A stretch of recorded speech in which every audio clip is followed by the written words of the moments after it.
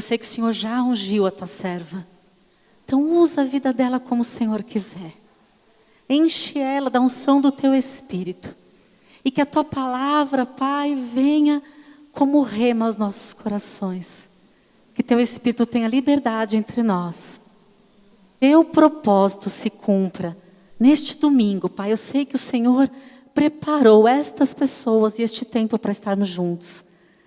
E nós pedimos para que o teu Espírito Santo faça a obra no nosso meio, através da vida da graça, em nome de Jesus. Amém. Boa noite, queridos. Vou fazer a saudação do apóstolo Paulo.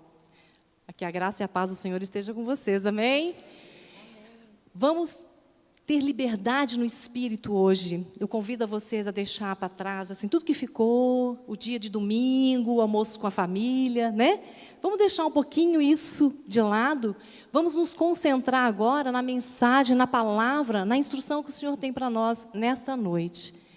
E eu imploro mesmo, que você dê lugar ao Espírito Santo de Deus para ministrar o seu coração. Que o Senhor tem algo novo para nós nessa noite. A palavra de hoje, você pode colocar para mim, por favor, Vlad? Está na carta de Paulo à igreja de Filipenses, capítulo 3, verso 13 a 14.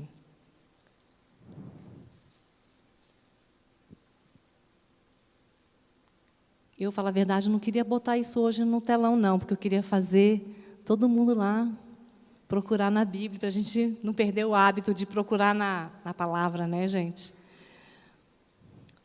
Todos acharam? Amém? Irmãos, quanto a mim, não julgo havê-lo alcançado, mas uma coisa faço, esquecendo-me das coisas que para trás ficam e avançando para as que diante de mim estão. Prossigo para o alvo, para o prêmio da soberana vocação de Deus em Cristo Jesus.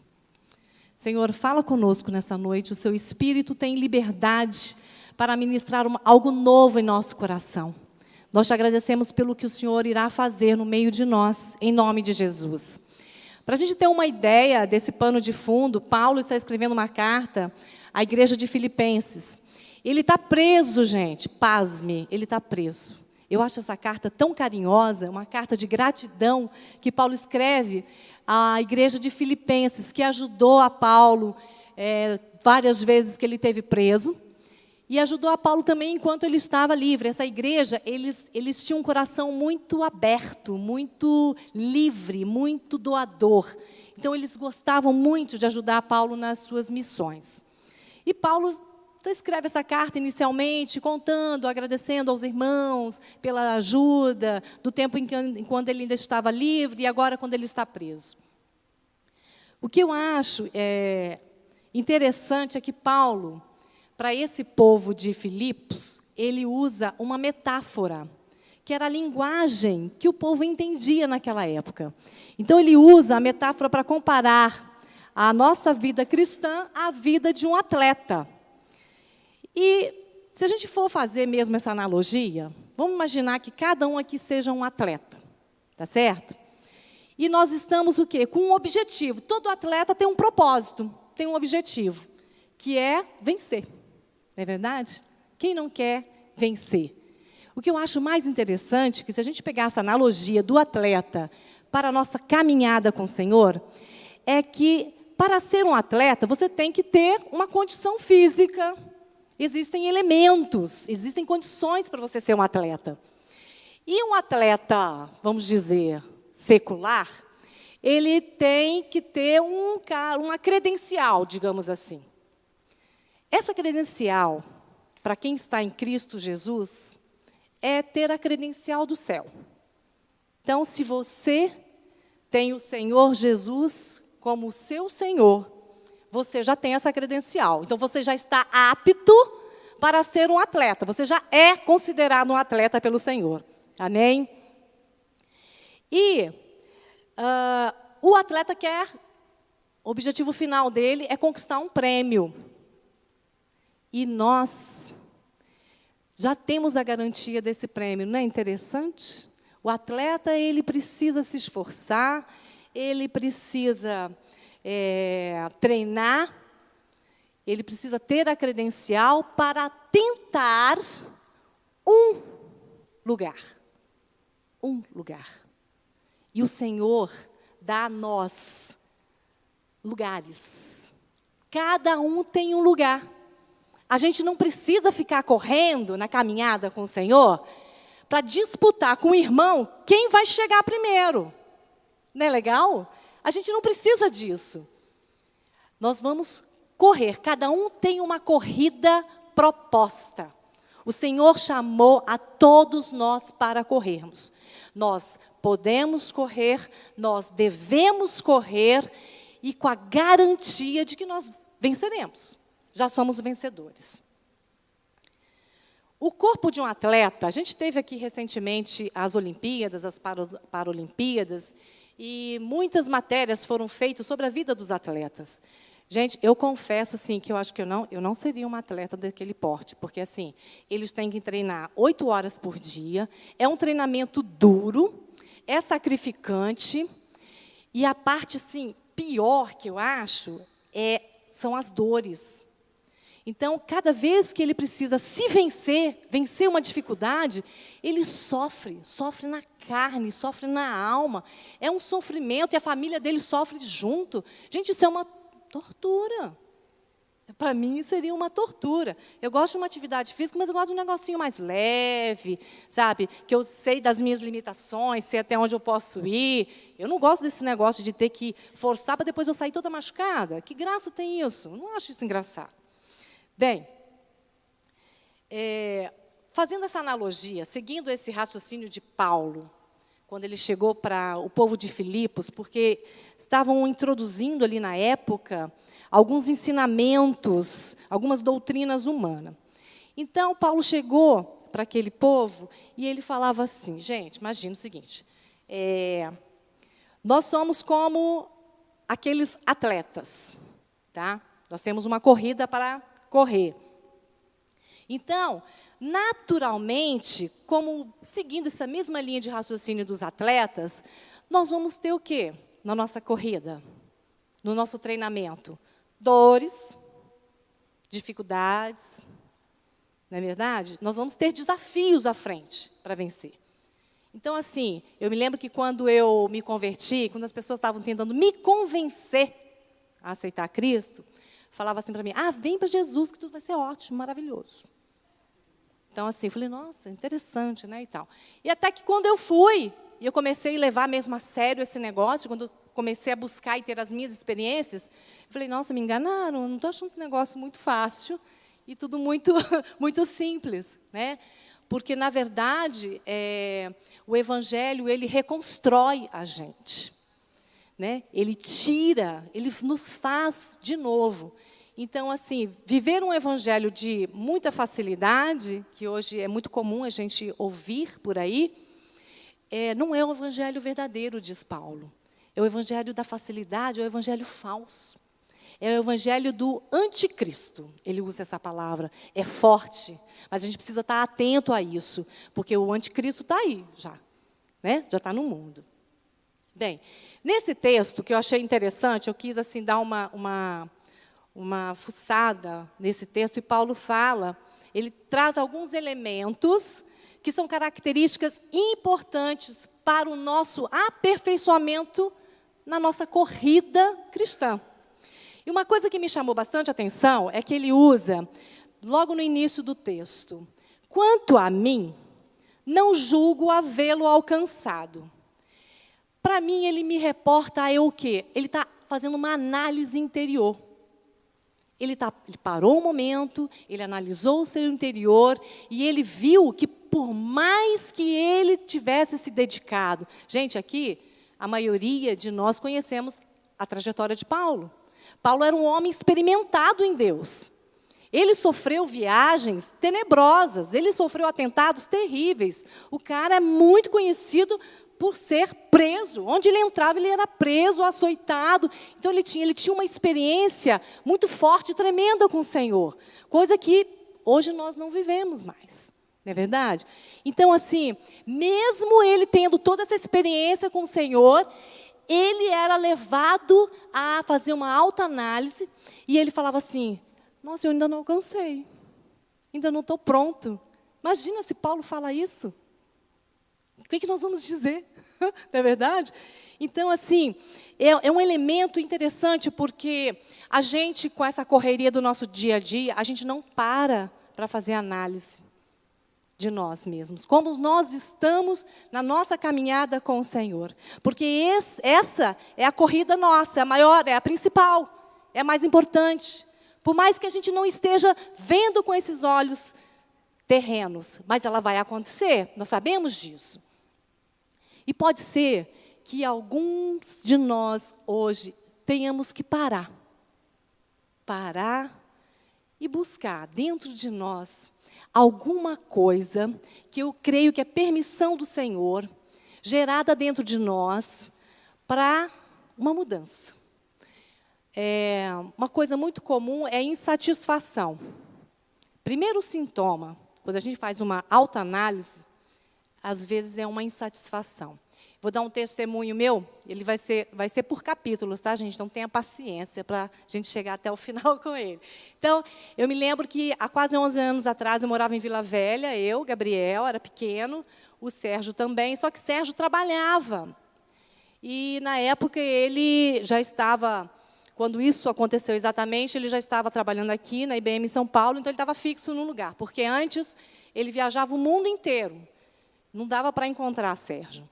Eu me lembro até do episódio que a professora do Gabriel, ele tinha 2 anos de idade, pediu às crianças para desenhar a profissão dos pais. Aí ele fez o quê? Ele fez um avião e botou o Sérgio lá dentro. Aí eu fui buscá-lo no final da tarde, né? A professora perguntou, seu marido é piloto?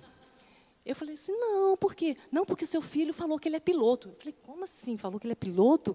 Aí ela me trouxe o desenho e falou assim, aqui, ó, ele desenhou o avião e botou o pai dentro. Eu falei, não, sabe o que é? É que o pai fica a semana inteira viajando. Então, ele associou a profissão do pai com o avião. Então, ele só está conosco nos finais de semana. E eu me lembro, assim, que a nossa vida, gente, era ótima. Sabe aquela vida dos sonhos que você planejou assim? Eu quero um dia ter minha casa, meu filho, o amor é lindo, né? A gente estava numa comunhão maravilhosa, né, marido? Assim, então, estava tudo indo muito bem. Não tinha nada que eu pudesse dizer assim, eu não estou satisfeita com a minha vida. Não tinha. Mas, quando Deus quer mudar a gente de posição, quer mudar a gente de lugar, Ele acha um lugar de insatisfação em nós. E eu tinha, assim, uma preocupação muito grande, porque o Gabriel era pequeno, o Sérgio viajava, e eu não achava certo, até pela palavra de Deus, de que a gente ficasse tão distante. Eu tinha o entendimento, a compreensão da importância da figura masculina na vida do meu filho, tinha também o conhecimento de que a gente tinha que ter uma vida em cumplicidade como marido e mulher. E a gente não vivia. Então, a gente vivia em lua de mel, gente, porque era assim maravilhoso, né? Não tinha cotidiano, não tinha lixamento, não tinha arranhadura, não tinha nada. Então, nós vivíamos sempre a mil maravilhas. A gente não tinha aquela coisa da rotina do dia a dia. E daí, eu tinha esse desejo. Eu falei, Deus, mas assim, como é que vai ser? Agora ele está lá fixo em São Paulo. Ficou na empresa que não coloca ele em avião, né, filho? Então, eu falei assim, não é o momento da gente estar junto? Não é o momento da gente parar e ter uma vida mais normal, digamos assim? Bem, então, eu não tinha nada, estava tudo bem. Era só essa sensação de que a gente tinha que ficar junto. Aproveita aí, deixa Deus ministrar o seu coração, trazer coisas aí, sabe? Aquele incômodo, aquela insatisfação. Nós vamos chegar lá até o final.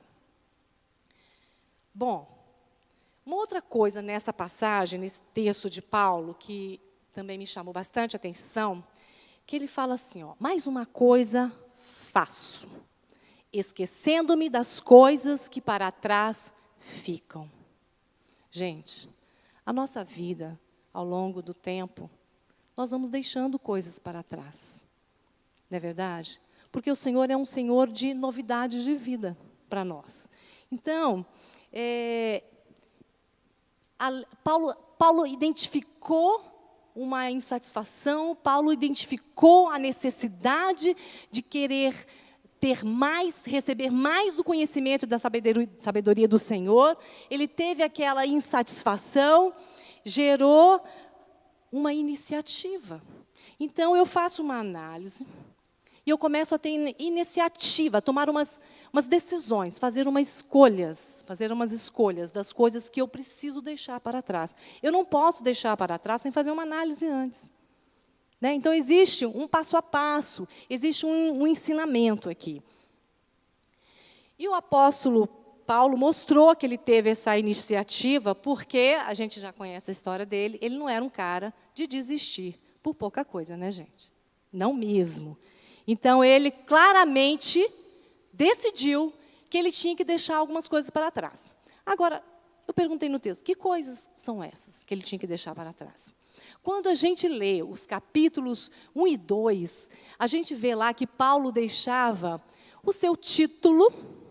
Paulo era um hebreu, um cidadão, então ele tinha vários títulos, o cara falava inúmeras línguas, ele tinha influência, ele tinha conhecimento, o cara não era pouca coisa. O que ele deixou também, gente? Ele era um fiel perseguidor dos cristãos. Não é interessante? Eu fico imaginando quando ele teve um encontro com Jesus, e que Jesus confrontou a ele, que ele estava achando que ele fazia certo, e mostrou para ele que o que ele estava fazendo não era certo. Imagino que deve ter gerado, quando a gente faz alguma coisa de errado, não gera uma sensação ruim dentro da gente, um mal-estar? E a gente fica se culpando, carregando aquele peso. Eu imagino que Paulo não foi diferente de nós. Ele era feito da mesma matéria que a gente.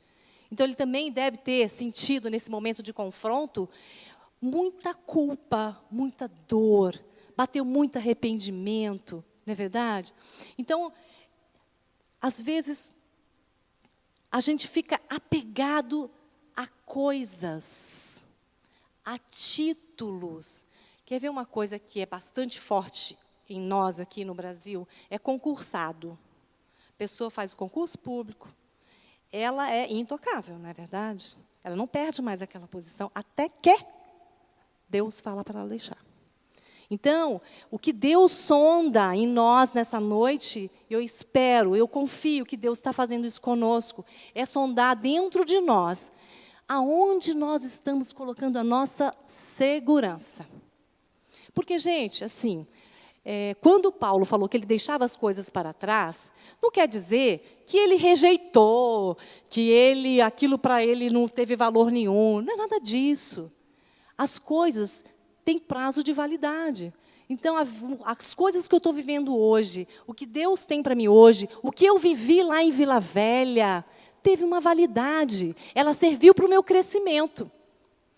Então, quando nós decidimos deixar, quando eu fiz a análise, tive um incômodo, né, uma insatisfação de que a gente não estava tão bem assim, eu, então, tive que tomar uma decisão. Só tem uma maneira disso acontecer. Serginho não tinha emprego lá em Vila Velha. O que eu tinha que fazer, na minha cabeça? Ir até ele, vir até São Paulo. Mas não foi uma decisão fácil. Era o óbvio, né? Mas o óbvio nem sempre é fácil. Então, eu tive que pensar que eu estaria deixando uma casa que era dos nossos sonhos, construída do nosso jeito, num local que a gente gostava. Tinha que deixar meus pais. Me lembro, na época, meu pai estava sofrendo um problema de saúde. Foi um momento muito difícil, que eu tinha que deixar ele lá. Deixar a igreja, que a gente era membro e a gente fazia parte dos ministérios ativamente. Então, eu estava segura ali, gente. Eu estava no meu ambiente. Eu estava na minha zona de conforto. Não tinha por que mudar. Por que mudar, se está dando certo? Não é o que a gente ouve aí, no time de futebol? Para que mexer em time que está ganhando? Então, não tinha nada para mexer. Mas o Senhor quis nos apresentar algo novo. E, para isso, Ele precisava mexer naquilo que era mais importante para mim, que era a família, que era a gente estar junto. Então, os nossos valores, aquele sonho de ter casa maravilhosa, um lugar bom, né? Com os parentes, tudo em volta. Gente, no final de semana, assim, era só reunião de família. Lá em casa era o ponte, né, meu bem? Todo mundo ia para lá, era churrasco, era almoço, a gente inventava um monte de coisa para estar junto. Então, eu teria que romper com esses laços. Não foi fácil para mim, não foi fácil. E o que eu chamo a atenção nessa noite é que nós estamos chegando num momento que o tempo está se estreitando. O momento mais crucial e mais importante das nossas vidas está para acontecer, que é a vinda do nosso Senhor. Amém? E nós estamos sendo o quê, queridos? Nós estamos sendo o quê? Tratados, nós estamos sendo treinados, nós estamos sendo transformados pela palavra do Senhor, para quando o Senhor Jesus Cristo vier nos buscar, nós estarmos, no mínimo, com uma mínima condição. Não é verdade? Então, assim, a gente precisa parar, analisar a nossa situação. Como é que está a minha relação com Deus? Como é que está a minha relação com o meu próximo? Porque o Evangelho de Deus não é uma coisa única, não é para uma pessoa. O Senhor Jesus trabalha em conjunto, em comunidade, não é verdade? O que eu faço tem a ver com o outro, com o prazer e com o bem-estar do outro, sim.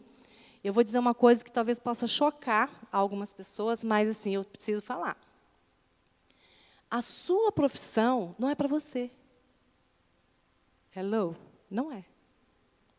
Então, quem vai fazer um vestibular, quem vai ter uma profissão, escolher uma profissão, pensa bem, porque aquilo lá, o que você escolher, você vai estar a serviço do Senhor. Esteja preparado, tá, gente? Porque assim o Senhor vai usar. É o que o Senhor faz. Então, Deus não te dá nada, Deus não te capacita para o seu bem-estar. Se hoje você pensa assim, é um momento de deixar esta forma de pensar. Então, muitas vezes, eu não preciso deixar algum objeto, deixar a família para trás, deixar o estado onde você nasceu, mas eu preciso deixar uma maneira de pensar. Ganhar Jesus, conhecer de Jesus, receber transformação dele, está aqui, ó, na minha maneira de pensar. Amém? E, consequentemente, vai refletir na minha maneira de agir. De mim para Deus e de mim para o meu próximo, que é essa a proposta do Evangelho. Bom, eu tinha essa convicção, né, de que era para a gente sair, que era plano de Deus para a gente estar junto, então nós mudamos. Gente, mas foi assim, foram 6 meses até a gente chegar aqui, me instalar, me acomodar, muito difícil para mim. Eu chorei durante 6 meses, todas as tardes. Meu marido nunca via, porque ele estava trabalhando, graças a Deus. Então, era eu e Deus, gente, de joelhinho no chão, chorando, porque eu ficava lembrando, ai, a igreja que eu era, ai, a minha família, ai, o que eu deixei, ai, a minha casa, eu vou para a varanda, só agora só vejo o telhado, lá eu ia para a varanda, eu via a praia. Você entende? Até que depois desses 6 meses, o Senhor falou para mim assim, no meu coração, Graça, enquanto você ficar olhando lá para trás, você não vai experimentar o meu novo. Aquela palavra foi como uma bomba no meu coração. Eu falei, gente, mas é mesmo? Eu fiquei presa no meu passado. Talvez alguns de nós aqui nesta noite estejamos presos no nosso passado. Como foi bom, como foi maravilhoso, ou o inverso também é verdadeiro. Como foi péssimo, como foi triste, como foi devastador, como causou dor. Não é verdade? Todos nós temos uma impressão, temos uma história. Mas eu só posso experimentar algo novo se eu abrir mão de algo. A palavra diz que o Senhor Jesus, Ele deixou toda a sua glória e se fez homem. Ele deixou de ser Deus? De jeito nenhum. A palavra fala que ele é 100% Deus e 100% homem. Né? Então, o Senhor Jesus não deixou de ser Deus, mas ele não considerou em sua mente usar todos os poderes, não considerou ser como Deus. Ele preferiu o quê? Obedecer. Então, se o Senhor está falando no seu coração agora, que existe algo que você precisa deixar, sabe aquela coisa assim, não sei, eu acho que isso não é de Deus, é coisa da minha cabeça. Então, você para e pensa. Deixa o medo, porque, gente, nós não andamos por vista. Se você andar por vista, você decidiu que você não vai ouvir a Deus. É uma decisão. Você vai ter que escolher. Você quer andar por vista ou você quer andar pela fé? Nós não cantamos aqui? Né? Os cânticos falaram tanto de fé, de fé, de fé, e a garantia disso é a nossa vitória. Né? Então, assim, eu creio que o Senhor está movendo, sim, os nossos corações, está nos chacoalhando e nos tirando da nossa zona de conforto, fazendo a gente analisar e fazendo a gente deixar para trás aquilo que foi tão importante no passado, mas, gente, não é mais. Você dá uma choradinha, uma esperneadinha na hora de deixar, mas depois você acabou, pronto, passou. Amém? Vamos continuar em frente, vamos ver o que Deus tem para nós. Eu sou uma pessoa muito sonhadora lá em casa, né, marido? Às vezes meu marido me puxa assim, sabe? Meu marido é mais terra, eu sou mais ar, assim. Então, eu sonho. Se o Senhor ficar colocando muito sonho no meu coração, me larga, porque eu vou. Né? Eu vou mesmo. Eu tenho muita fé para isso. Eu creio que o Senhor faz muita coisa. Em Lucas 9,62, eu acho interessante que Jesus, quem não quiser abrir, não tem problema. Jesus usa uma figura de linguagem de um agricultor. Né? Ele usa a figura de linguagem para a época, que as pessoas vão entender melhor. Ele fala o seguinte, que ninguém que, tendo posto a mão no arado, olhar para trás, é apto para o reino de Deus. Gente, isso é muito sério. Então, quando a gente fala que deixar para trás, parece uma coisa simples, mas não é. Olha que lição. Se eu olhar para trás, eu não sou digna de entrar no reino. Mas espera aí, eu não sou cidadã do céu? Eu não já estou no reino? Então eu não posso ficar olhando para trás. Se a gente tiver que aprender alguma coisa hoje, que seja isso, então. E outra coisa, assim, o agricultor, assim, a gente não é muito aqui, né, dessa coisa do agricultor, a gente tem muito conhecimento disso, mas assim, o agricultor, ele pega no arado com as duas mãos. Porque ele vai abrindo caminho para plantar as sementes, não é verdade? Se o agricultor olhar para o lado, como é que vai ficar esse caminho, gente? Tudo torto. Não vai dar certo. Ele vai fugir do caminho que foi proposto, que foi planejado para fazer. Então, quando eu olho para trás, eu estou que nem esse agricultor aí, fazendo um caminho de zigue-zague. Será que eu vou chegar no lugar que eu preciso chegar? Será que eu vou completar a minha corrida como atleta? Será? Então, nessa figura do atleta também, o atleta, imagina que é um corredor, ele está correndo. Se ele olhar para trás para perceber se o concorrente dele está o alcançando, gente, ele vai primeiro diminuir a velocidade, né? Que você vai estar correndo, não sou corredora não, mas você imagina que seja isso. Você corre assim, você já diminuiu a velocidade, já perdeu tempo. E tem a possibilidade de cair. Quando você pensa, trazendo isso para a nossa realidade, de que se eu não seguir em frente, eu posso cair. É uma advertência. Isso aqui é uma advertência. Então, que a gente aprenda com o Senhor, que a gente não caia.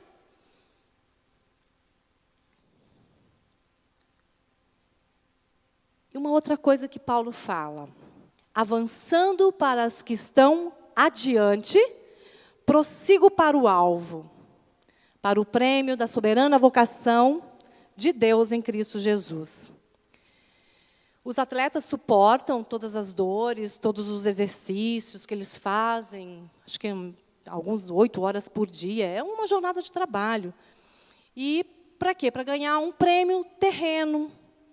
Na época das Olimpíadas lá atrás, né, gente? Era uma coroa, né? Tinha uma coroa, um negócio assim. E o cara tinha os melhores lugares para entrar nos lugares mais importantes, ele tinha tudo isso. Hoje, o nosso atleta, ele tem um nome, ele tem a fama, ele também tem um prêmio em espécie. Então, todos esses prêmios que a gente ganha na nossa vida são prêmios que depois vão perder a validade. Não vão ter mais valor.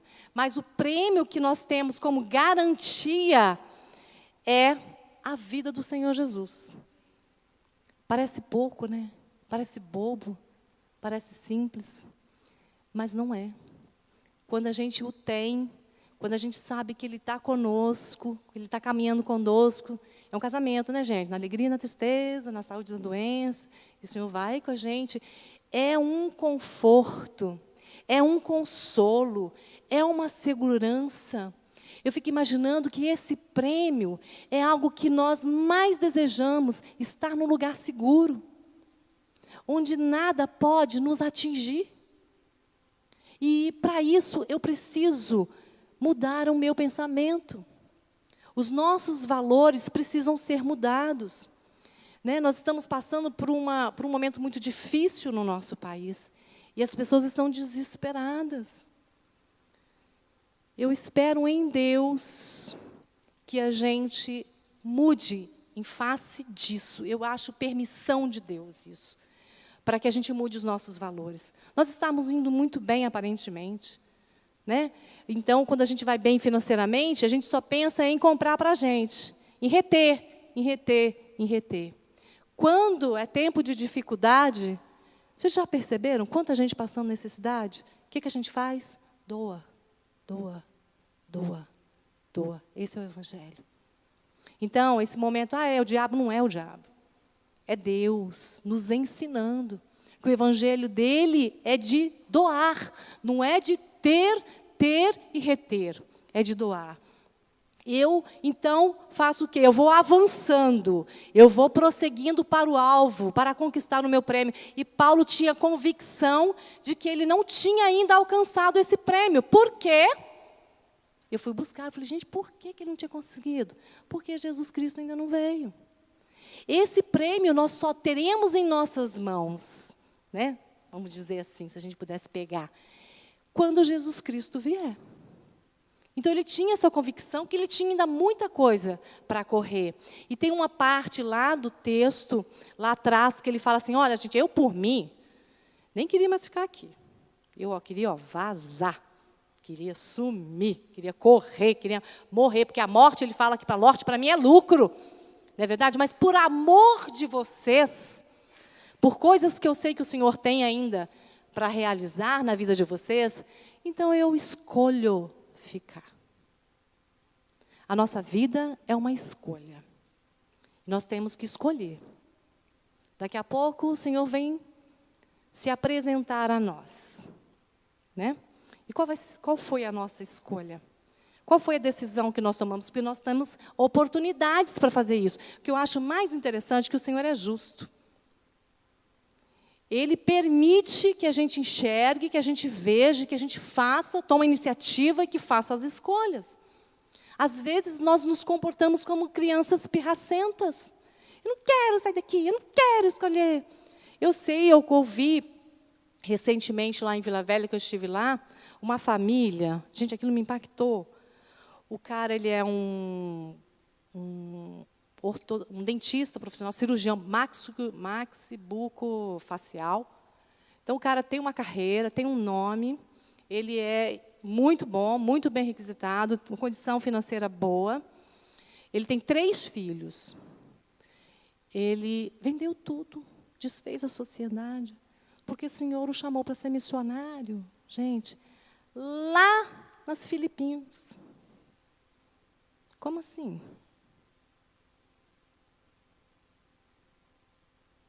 Eu falei assim, só doido. Aí meu irmão, recentemente, me liga e fala, aqui, estou vendendo tudo, eu vou para os Estados Unidos, vou pregar o Evangelho lá. Eu, hã? Largou. Gente, vendeu o apartamento. A esposa vai pedir licença lá ela é concursada, tá? E os caras não estão querendo dar licença para ela, não. Aí ela está assim, largo tudo?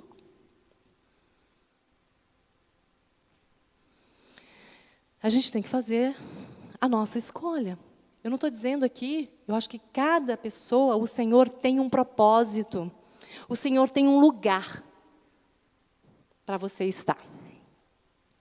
Então, que a gente esteja analisando, ouvindo, tomando as nossas decisões, fazendo as nossas escolhas, porque nós somos mais que vencedores. Eu acho incrível, eu nunca vi ninguém propor assim, aqui, você ainda vai correr, né? Mas você já ganhou. Hã? Não é estranho? Você já ganhou. Eu nunca vi nada nesse mundo. Alguém que te propõe uma corrida e já diz que você já é vencedor, que você já ganhou o prêmio. É fantástico isso. Na carta aos Hebreus, Hebreus 12:2, também Paulo, ele fala para a igreja primitiva o seguinte: olhando para Cristo, autor e consumador da fé. Então ele fala o seguinte, que as pessoas deveriam o quê? Prosseguir olhando para Cristo. E o que eu acho fantástico nessa corrida, o modelo, a estratégia é do Senhor, não é do homem. Por isso que nós precisamos ouvir. E cada um, Deus sabe aonde tocar. Cada um, Deus sabe aonde está preso a sua segurança e o seu valor. É isso que eu acho fantástico. Então, nós fizemos essa escolha, passando o meu testemunho, viemos para cá, estamos aqui em São Paulo, viemos parar aqui na Comunhão Cristã, depois de 2 anos, e eu sempre pedia para Deus uma igreja amorosa, e eu senti o amor de Deus neste lugar, Ele está aqui, até hoje. Então, assim, foi bem interessante a gente ter aberto mão de tudo aquilo que era valoroso para a gente e estar aqui vivendo como família. E o cuidado de Deus com as nossas vidas foi incrível. O que valeu para nós isso? Nós experimentamos Deus. Mais do conhecimento do Senhor, mas experimentando na nossa alma, na nossa carne, no nosso espírito. O Senhor, quando propõe colocar a experiência, colocar o conhecimento dEle em nós, é corpo, alma e espírito, querido. É tudo. Nosso corpo não é um corpo para o Senhor, não é morada dEle. Ele usa tudo. Então, a gente vai ter que realmente abrir mão de muitas coisas. E nós precisamos ter o nosso olhar, como nós cantamos aqui, fixo no Senhor Jesus, para a gente prosseguir essa jornada, porque é Ele que vai dar orientação. É Ele que vai mostrar o modo. Fixando os nossos olhares em Cristo, o que acontece com a nossa fé? Ela é aperfeiçoada. Nós vamos crescendo em estatura, em profundidade de conhecimento do Senhor. Lembrando que nada é para nós. Nada é para nós. Fixando nossos olhos em Cristo, nós permitimos que a nossa vida seja transformada. Porque tem gente que para no tempo. Gente, parado não vai. O espírito é movimento. O atleta é movimento. Para correr, eu tenho que movimentar, eu tenho que me mexer. Então, se a gente fizer a analogia dessas figuras do atleta com a nossa vida, com a nossa caminhada no Senhor, nós vamos nos desprender das coisas. Fica mais fácil. Quando eu entendo como é o processo, fica mais fácil para eu executar, não é verdade? É assim que o Senhor faz conosco. Então, Ele ensina a maneira de fazer. Ele não deixa você quebrando a cabeça, doidado, fazendo o que você quer, do seu modo. Ele traz o modo, Ele traz as características, Ele traz o lugar, Ele traz as pessoas. Ele cuida de tudo. O nosso papel é se deixar ser transformado. Sair. Eu, sinceramente, no fundo do meu coração, eu tenho uma expectativa de que Deus vai me levar para lugares. Porque eu já tenho esse incômodo no meu coração. Então, eu já fico de olho. Aí tem coisa. Aí vem. Então, se tem um incômodozinho no seu coração, já vai pensando. É o Senhor te movendo, é o Senhor te mostrando alguma mudança, alguma coisa. E o apóstolo Paulo, para concluir, tinha como foco ser fiel ao Senhor Jesus e cumprir as metas do reino de Deus. Reino de Deus também tem metas. E ele fez as suas decisões, ele fez as suas escolhas, para que o trabalho não fosse interrompido, não ficasse inacabado no meio do caminho. O Senhor começou uma obra em nós, Ele começou, e Ele vai concluir. E às vezes a gente fica preocupado, pensando o que eu vou fazer, como eu vou fazer. Hoje mesmo aqui é uma prova disso, eu não tinha a menor ideia. Né? Mas é importante a gente estar disposto a obedecer e deixar que o Senhor faça. Amém? Cada um tem uma função, cada um tem não é função, minto, trabalho. Sabe qual a diferença de trabalho e serviço? Serviço eu posso cobrar por ele, a perfeição. O trabalho não. Por isso que o Senhor nos dá um trabalho. Porque o trabalho é Ele quem faz.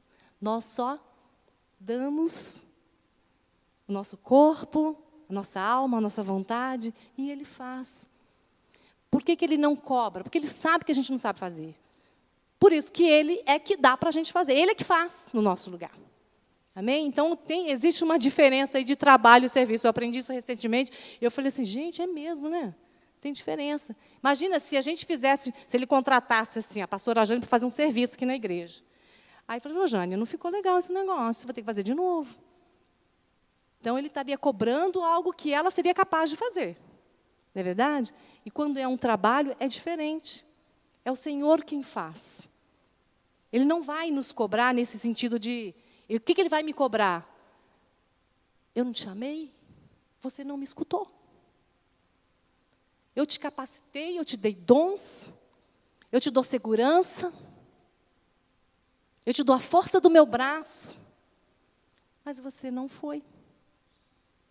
Que o Senhor continue falando e ministrando aos nossos corações. Hoje eu gostaria, assim, se alguém puder no teclado, botar uma musiquinha, assim, que você fechasse os seus olhos, que você lembrasse das coisas que o Senhor tem colocado aí no seu coração.